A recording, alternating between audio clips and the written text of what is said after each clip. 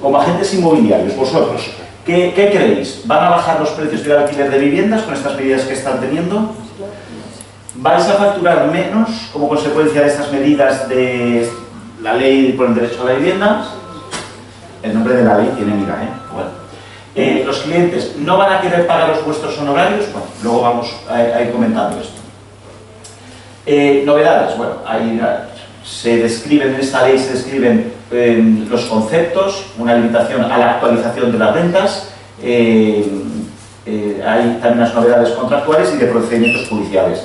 En la de procedimientos judiciales no puedo entrar porque como es brutal, pues más vale que nos perturbe con este asunto de los procedimientos judiciales. Para los contratos, esta ley ¿a quiénes vincula? Vincula a todos aquellos contratos de arrendamiento suscritos a partir del viernes 26 de mayo de 2023. No afecta a los contratos anteriores, salvo en los temas de las actualizaciones de la renta anual. Es una ley marco, es de ámbito imperativo en algunos aspectos y potestativo para que las comunidades autónomas puedan o no decretar zonas de mercado residencial tensionado, que de momento en toda España solamente se está aplicando en Cataluña. Esta ley regula únicamente las viviendas, no afecta a locales, no afecta parkings ni uso distinto. El uso distinto de vivienda ya sabéis que es en esta ciudad y en esta provincia, el uso distinto en arrendamiento de vivienda viene vinculado a contratos de temporada, por la universidad principalmente. Quedan fuera de esta regulación, de la nueva ley de la vivienda, los contratos de temporada, los turísticos y los contratos de habitaciones. Esto es importante que lo tengáis en cuenta porque en cierta medida os abre una serie de oportunidades que hay que explotar. Bueno, se modifica el artículo 21 de la Ley de Arrendamientos Urbanos estableciendo que los gastos de gestión inmobiliaria y formalización del contrato de arrendamiento serán a cargo del arrendador. Existe un deber vuestro de información y de transparencia. La transparencia ya es sabida porque sois profesionales, pero la información hay un exceso. Tenéis que todavía aportar más información, pues como facilitar los datos en las compraventas, los datos del propietario, datos de titularidad, o sea, se trata de aportar toda la documentación que os vaya a requerir el inquilino, el futuro inquilino. En este caso, ya que vosotros tenéis ese deber de información, sabéis que también ellos, pues si vosotros tenéis el deber de información, la persona que está interesada en arrendar un inmueble también os tiene que firmar algún documento, como que estáis dándole toda esta documentación, especialmente también para que luego no sea que al girar la vuelta de la esquina, pues os pide también y se ponga en contacto. Cuando el arrendador está en tenedor hay una serie de cambios, hay una prórroga extraordinaria de un año en determinadas circunstancias, se producen cambios en la ley de enjuiciamiento civil y sobre todo en todos aquellos procedimientos del 250 de la ley de enjuiciamiento civil, que es el precario, la exención por finalización del plazo y el pago de la renta. Hay una limitación en la actualización de las rentas que veremos ahora y sobre todo para el 2023 ya sabéis que se podía actualizar la renta un 2%, para el 2024 solo un 3%, en enero de 2025 tiene que establecerse un nuevo, antes un nuevo índice. Las zonas de mercado residencial tensionado, y todavía no tenéis esta desgracia, os lo explico así muy rápidamente, conceptos clave: gran tenedor y zona de mercado residencial tensionado. El gran tenedor es hacia el propietario, persona física o jurídica, es decir, la señora María y el señor Pepe, o jurídica, una empresa. Titulares de más de 10 son 11. 11 o más. Lo digo porque es que hay gente que dice 10 o más y es más de 10. Inmuebles urbanos de uso residencial, viviendas. Pero bueno, aquí podrían discutir, es una vivienda, pero es que pone estudio, pone local con vivienda, bueno, la ley ha sido clara en esto: uso residencial, ahí donde viven personas, o más de 1.500 metros cuadrados construidos. Las comunidades autónomas podrán determinar, lo que hemos comentado antes, la zona de mercado residencial tensionado, ¿no? Reduciéndolo a 5 o más inmuebles de uso residencial. Esto en Cataluña, ya lo sabéis, 5, ya lo han reducido a 5. Bueno. Zonas de mercado residencial tensionado, bueno, esto es la ley establece de qué manera la administración pública podrá determinar cómo establecer qué zonas de mercado residencial tensionado se establecen en el ámbito autonómico. En el caso de Cataluña han sido 140 inmuebles, hay 140 localidades. Los nuevos alquileres, ¿qué es lo que ocurre? En las zonas de mercado, en las zonas que no sean mercado residencial tensionado, las partes pueden pactarlo libremente, pues como hasta ahora, no hay ningún problema. En la zona de mercado residencial tensionado tenemos dos aspectos. Ojo, a vosotros no os aplica porque no sois zona de mercado residencial tensionado para vuestra fortuna. Si es no gran tenedor, pues los nuevos contratos no superarán la última renta de los últimos 5 años de vigencia del último contrato de arrendamiento. Y de no existir contrato en los últimos 5, pues se señala el límite en el índice de referencia que, bueno, ya esto será otro objeto de otro problema. Bueno, en el caso de que sea un gran tenedor, la limitación se fijará en el índice de referencia, pero como en Castilla y León no están definidas las zonas de mercado residencial tensionado, no tenéis ese problema. Perdonad que vaya tan deprisa, pero es que si no, no voy a poder acabar. Modificación del artículo 17.6 de la Ley de Arrendamientos Urbanos. Lo que ocurrirá, bueno, en zonas de mercado residencial tensionado se permitirá también un incremento del 10%. ¿En qué casos? En los casos en los que la letra A, B y C son que en los 2 años anteriores haya habido una actuación de rehabilitación sobre el inmueble, que haya habido una rehabilitación o mejora de la vivienda que acredite el ahorro en energía primaria, no renovable del 30%.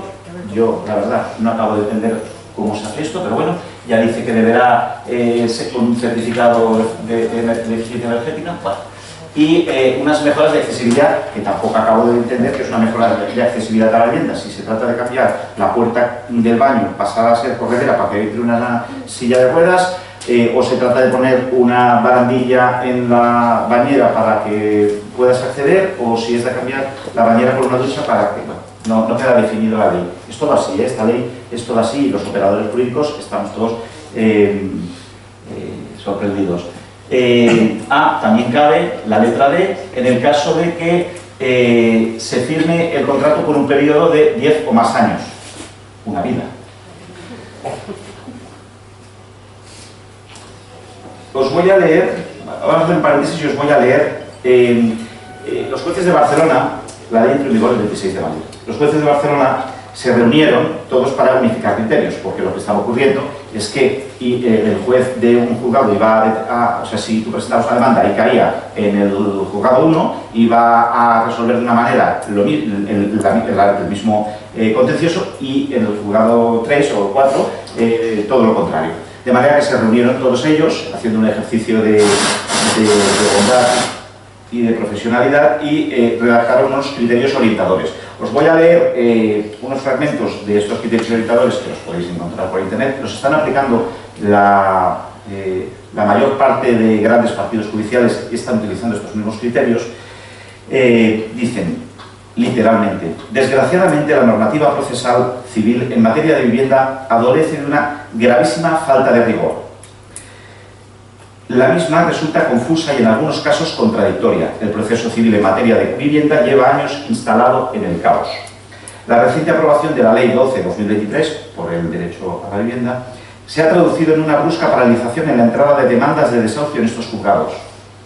Sin duda, la defectuosa técnica legislativa ha llevado a la confusión de los operadores jurídicos, en perjuicio, por extensión, de toda la ciudadanía, que parecen haber congelado la presentación de demandas a la espera de que el panorama se clarifique.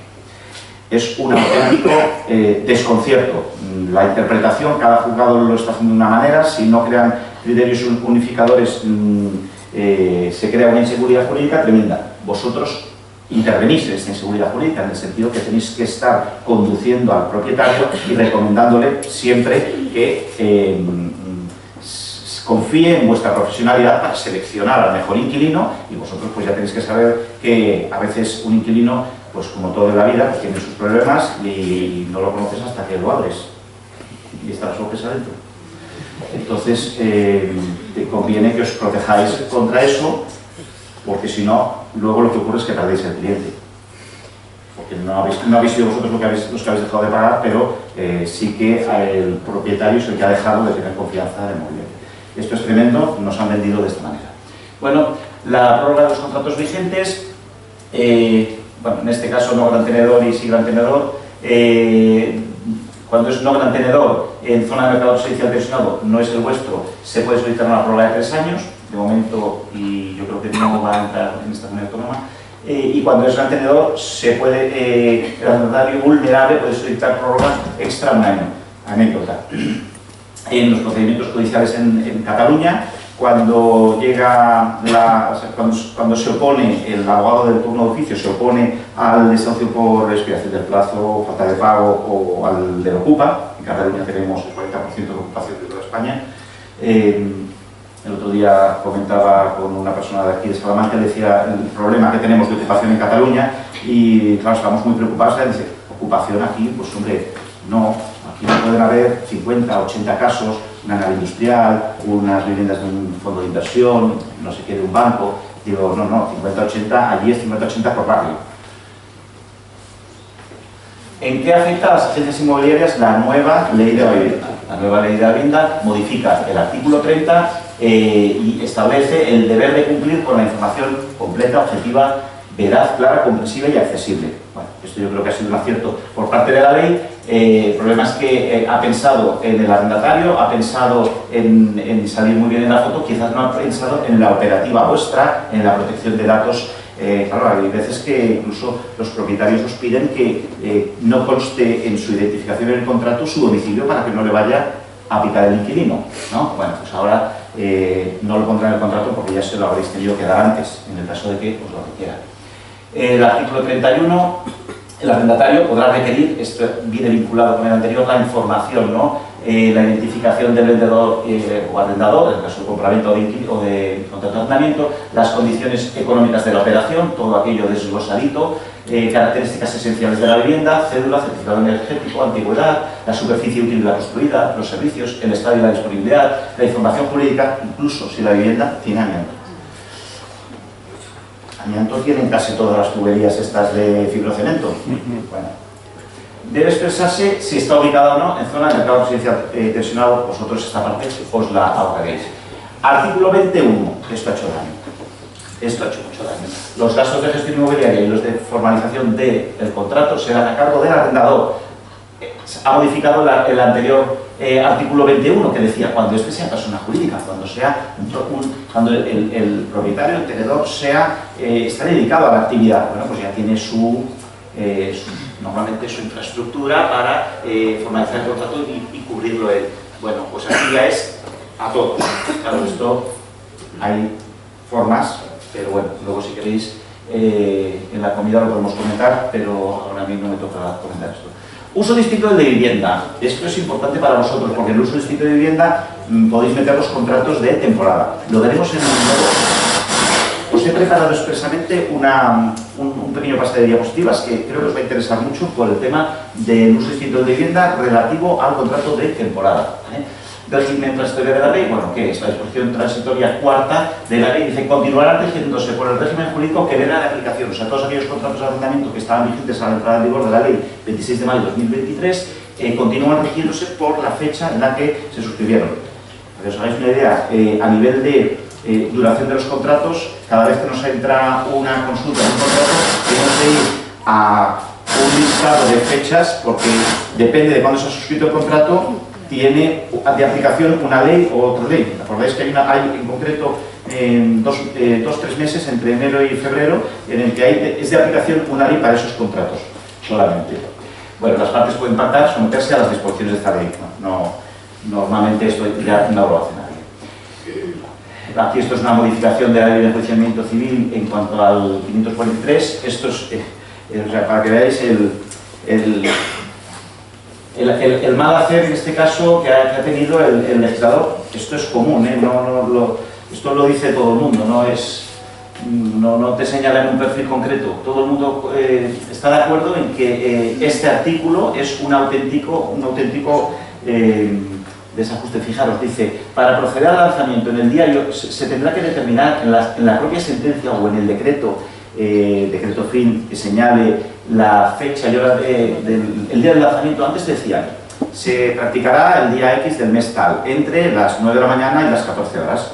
Y bueno, en función de las necesidades del servicio, decían, de la Comisión Judicial que va a practicar el tratamiento. Ahora se tienen que decir el día y hora exacta en el que se va a hacer. Claro, cuando lo lees y eres inocente y lo lees y dices, ostras, parece muy bien, ¿no? Esto lo han hecho así para que la familia, pues que se encuentra en esta lamentable situación, pueda hacer una mudanza ordenada, saben el día y la hora. Pues esto no es así. Esto está hecho para lo que está hecho. Esto está hecho para esto, para que el equipo de la Casa de Papel se vaya allí a bloquear el acceso. Eso sería el aspecto, veo a un compañero vuestro que se ha sonreído, ese sería el aspecto, bueno, más gracioso quizá, ¿no? Pero claro, esta es la realidad con esto es Barcelona, ya ves que son cosas de Mossos d'Esquadra, esto es lo que ocurre, esto es lo que nos encontramos allí en Cataluña, esto es la brigada móvil, los antidisturbios de Mossos d'Esquadra en un lanzamiento. Y ahora, después de la información, como agentes inmobiliarios, ¿qué creéis? ¿Van a bajar los precios del alquiler? ¿Vais a facturar menos? ¿Los clientes no van a querer pagar los honorarios? Los precios del alquiler de vivienda no van a bajar. Porque no se adoptan medidas que conduzcan a facilitar el acceso a la vivienda. Ahora, durante muchos meses, los propietarios han dicho, lo tengo cerrado. En Cataluña, mi puerta antiocupa, mi cámara de vigilancia y mi alarma, para que no me lo ocupen. Con lo cual, esas viviendas han estado cerradas a menos oferta, la misma demanda, sube el precio. Pero la ley era por el derecho a la vivienda, ya me dirás. ¿Vamos a facturar menos? Los inmobiliarios, los agentes de la propiedad, asesores inmobiliarios, administradores de fincas, APIs, ¿vamos a facturar menos? Yo creo que no. Yo estoy convencido que no. Porque vosotros tenéis ahora la oportunidad de aportar un valor añadido. Vosotros tenéis que demostrarle a los propietarios que los honorarios que os pagan no es por ir con una llave y abrir una puerta, que hay todo un trabajo detrás. Y esto lo tenéis que poner en valor. Y lo digo de verdad, lo tenéis que poner en valor, porque la función social vuestra es importante y el trabajo lo tiene que pagar alguien. ¿Los clientes no van a querer pagar los honorarios? Bueno, ya os he comentado que yo sí que estoy convencido que los van a pagar y los van a pagar mejor pagados porque vale la pena estar bien asesorado. Vale, esta es la siguiente... lo que me había preparado, la siguiente charla que había preparado son tipos de contrato de arrendamiento urbano, diferencias y consejos prácticos. Manuel me había dicho, Santiago, el 80% de las viviendas en Salamanca son de arrendamiento de temporada. Digo, bueno, pues vamos a hablar un poquito de los arrendamientos de temporada. Sabéis que la ley de arrendamiento urbano contempla dos tipos de contrato. Dice, hay contratos de arrendamiento para uso de vivienda y contratos de arrendamiento para uso distinto al de vivienda. Paréntesis, acordaros que la ley que tanto nos ha preocupado, la 12/2023 sobre el derecho a la vivienda, únicamente se refiere en exclusiva a los arrendamientos para uso de vivienda. No contempla, no regula el arrendamiento para uso distinto al de vivienda. Se abre una ventana de oportunidad a los contratos de temporada. El artículo 3 de la Ley de Arrendamientos Urbanos dice arrendamiento para uso distinto del de vivienda. ¿Cuál será? Se considera arrendamiento para uso distinto del de vivienda aquel arrendamiento que, recayendo sobre una edificación, tenga como destino primordial uno distinto que establecido en el artículo anterior, que es el de vivienda. O sea, lo que no es para vivienda estable y permanente es de temporada. Temporada, local, turístico, etc. En especial tendrán esta consideración los arrendamientos de fincas urbanas celebrados por temporada. Ya nos lo dice el artículo, este artículo 3.2. Alquiler temporal. ¿Qué se considera? Ahora esto es importante porque aquí se ha situado el problema de interpretación por parte de muchos de los operadores inmobiliarios. Un arrendamiento para uso distinto, el de temporada, que es del de vivienda permanente, del de vivienda estable, del de toda la vida, el contrato que ahora tenemos de 5 años y el arrendador es persona física y 7 si es jurídica, y que se celebra por una temporada. En el caso de que no sea de vivienda permanente, sea para una temporada. Pero hay que diferenciarlo. Aquí lo importante es Este concepto de temporal se había asentado la idea de que el contrato de temporada era un contrato de 11 meses, porque como no llegaba al año era de 11 meses y entonces ya era de temporada. Esto no es cierto. Esto viene de una confusión, seguramente de otros operadores jurídicos que han explicado que un contrato de temporada era aquel que no llegaba al año. Esto no es verdad. Contrato de temporada es aquel contrato de arrendamiento cuyo destino, cuya motivación por parte del arrendatario viene a ser la temporalidad que viene determinada porque se tiene que desplazar a otra ciudad y tiene que alquilar una vivienda con su familia o solo, durante un tiempo para la ejecución de una obra o un curso académico, un profesor, o unos estudiantes que vienen a Salamanca a estudiar durante 3 años porque van a hacer un máster. Pues que hacen un contrato de temporada. ¿Por qué periodo? 3 años. Pues esto es lo normal. No hace falta, porque sea de 3 años, el contrato no pasa a ser un contrato de uso de vivienda, aunque esté alquilando una vivienda. Queda excluido de este ámbito de la temporada el turístico. Aquí turístico en Salamanca tampoco es lo más habitual, creo que es más el de estudiantes, ¿no? Turísticos también hay, pero de estudiantes. Alquiler temporal. Se utiliza en varios casos. ¿Qué casos? Personas que están realizando una obra en su vivienda habitual, por ejemplo, me he comprado un piso, me voy a hacer una obra, pero quiero hacer la modificación de aquel piso, mientras tanto estoy en que hago un contrato de temporada. Si la obra va a tardar 6 meses, ¿por qué voy a hacer un contrato de 5 años? Y esto tiene el amparo que queda excluido de la normativa encorsetada y estricta del contrato de uso de vivienda.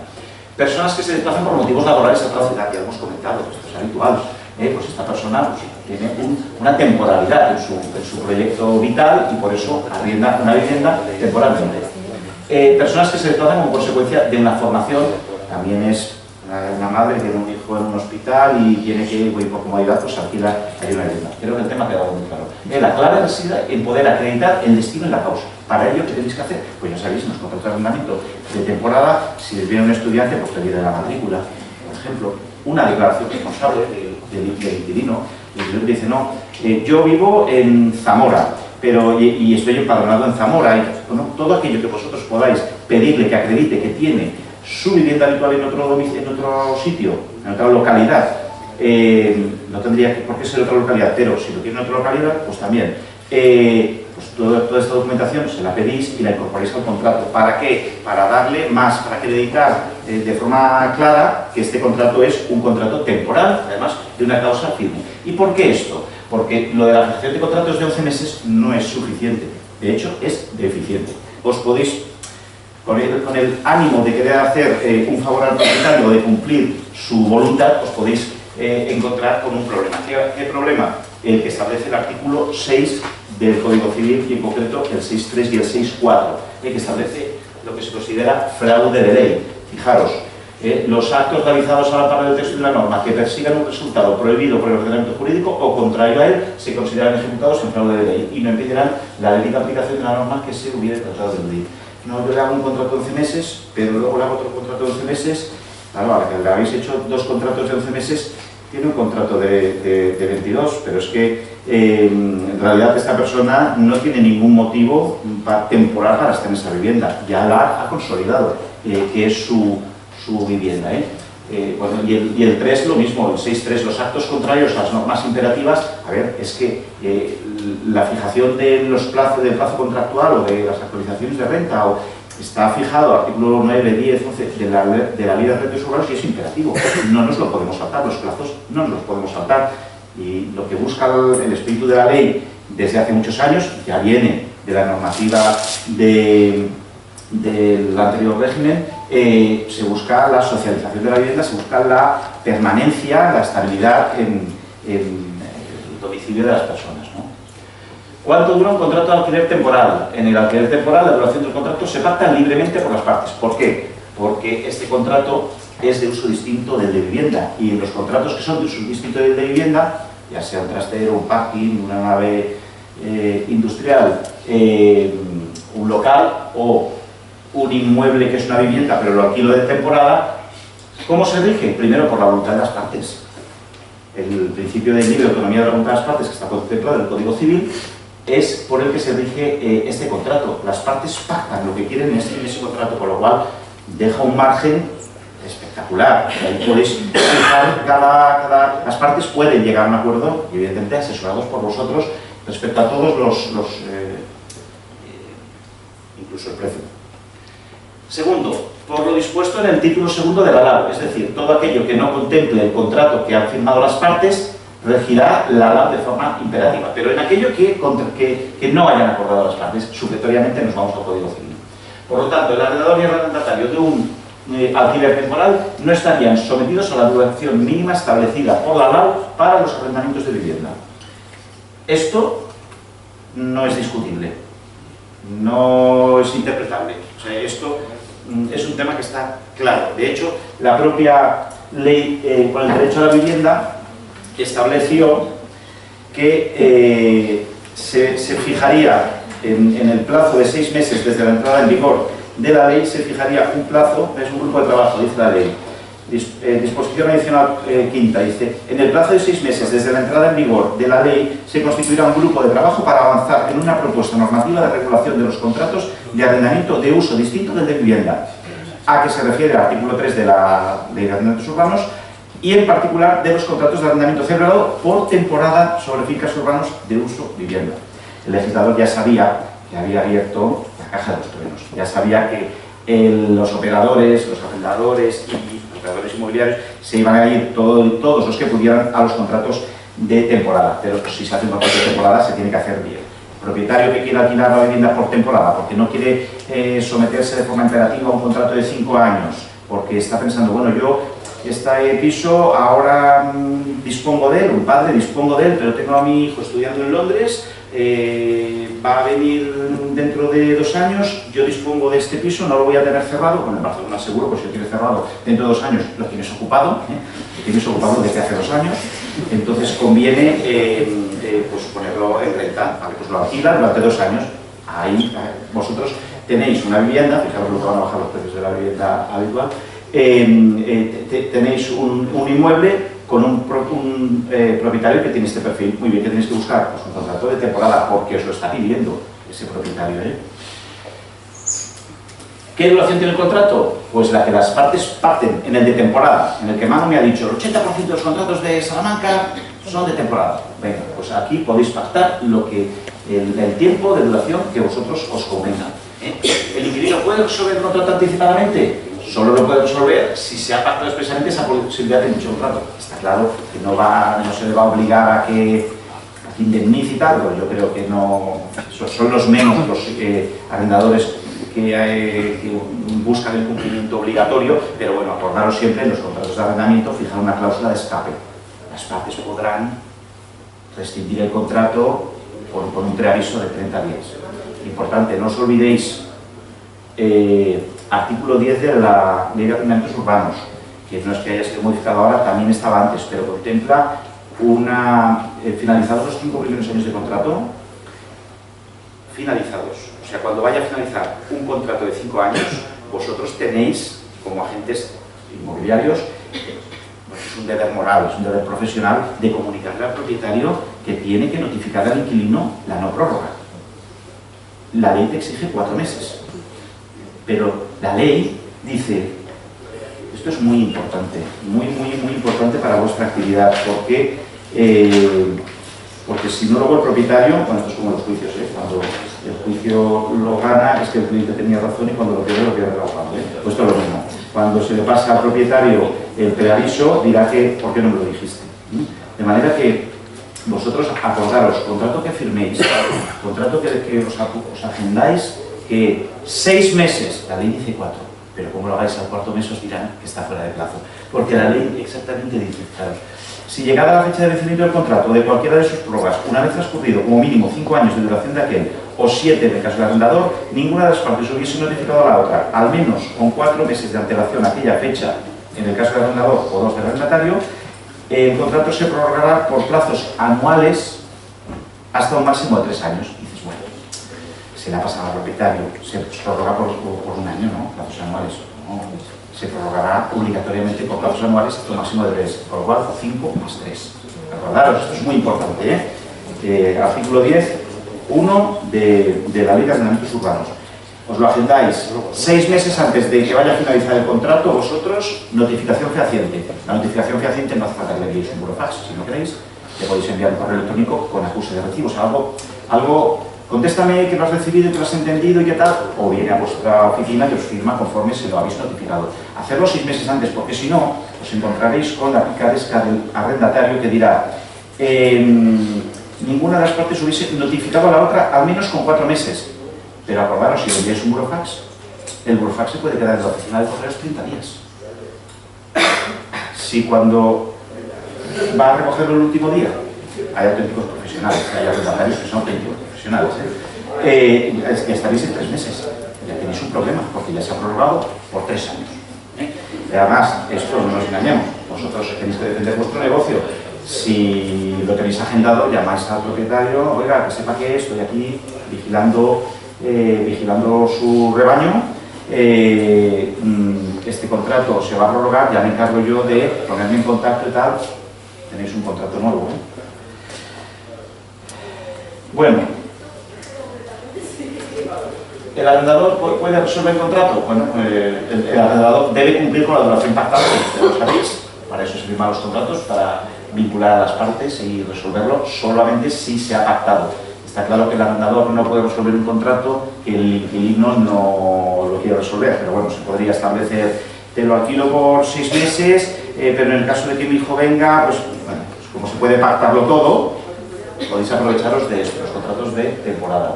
¿Debe entregar fianza? Sí, pero aquí son 2 meses, no es uno. Un mes para uso de vivienda, 2 para uso distinto, y el de temporada es distinto. 2 meses de fianza. La fianza es un depósito que tiene el propietario para garantizar el cumplimiento de las obligaciones del inquilino.